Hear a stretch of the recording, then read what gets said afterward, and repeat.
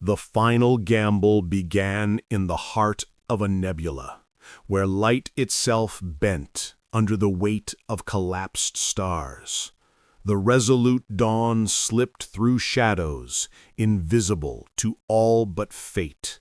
Before them loomed the Zephyrian nexus, a living fortress pulsing with the thoughts of billions. The plan was madness. They would dive into the core, plant the resonance device, and fracture the hive's mind. One wrong calculation, and they would be vaporized before they breathed their last prayer.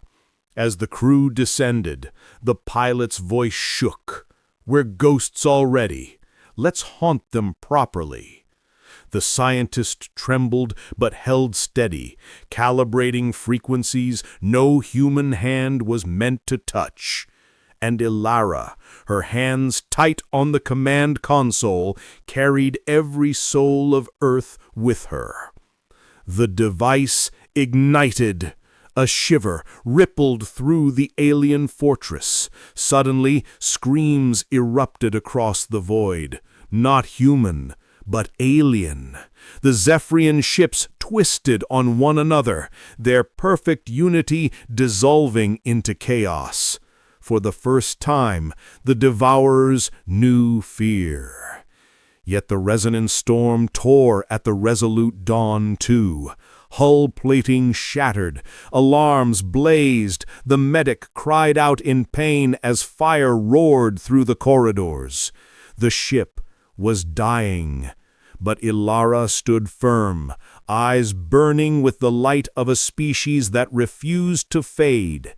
She commanded, "Hold the line," as though her words themselves could defy the dark.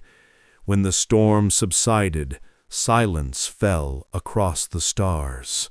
The Zephyrian armada, once unstoppable, had fractured into warring shards. Earth was spared. Not safe, not yet, but spared. Humanity had carved out a future where none should have existed. The Resolute Dawn drifted, broken but alive. Smoke curled through the halls, and the crew lay bloodied but breathing. Elara stood at the viewport, watching the dawn break across a planet far from home. She whispered, "We are not conquerors. We are not prey. We are human, and that means we endure." And in that moment, a truth echoed through every survivor. The war was far from over, but humanity had already won something greater than survival. They had proven to the universe and to themselves that even when the stars betrayed them, their spirit could not be broken. Thus began the age of defiance, not of fear, but of fire. Humanity had been tested by the void, and the void had learned to fear the answer.